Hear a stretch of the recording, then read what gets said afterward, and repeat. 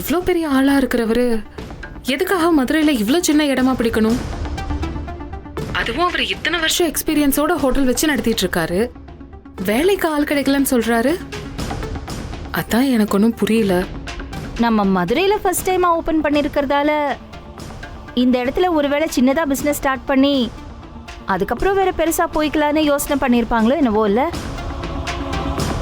நாம செய்வோம் ஜனனி, நிச்சயமா நல்லதா வரும். சரிக்கா, நீங்க இவ்வளவு கான்பிடென்ட்டா சொல்றப்போ ஆரம்பிச்சிருவோம்.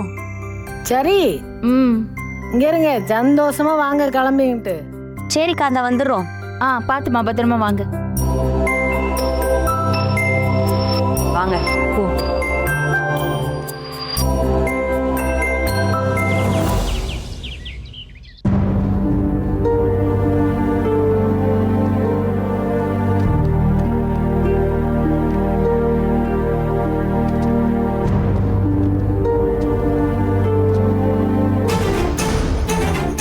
இங்கதான் கொஞ்சம் முன்னாடி பாருங்க.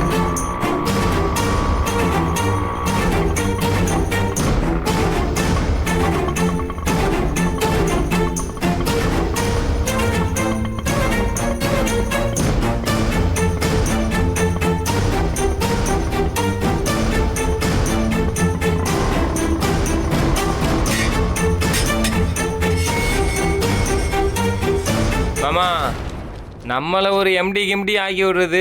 என்னது எம்டியா? ஆமா, படிக்காத நீங்களே சிஇஓன்னா படிச்சனா எம்டி ஆகக்கூடாதா?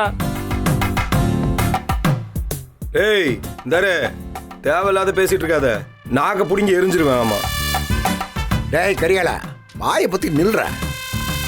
எப்பா நீங்க வேலையை பாருங்கப்பா. வாங்க வாங்க வாங்க அண்ணே, வந்துட்டாளுங்க அண்ணே. வந்துட்டேங்க. என்ன கணக்கு அப்புறம் பார்ப்போம்ண்ணே.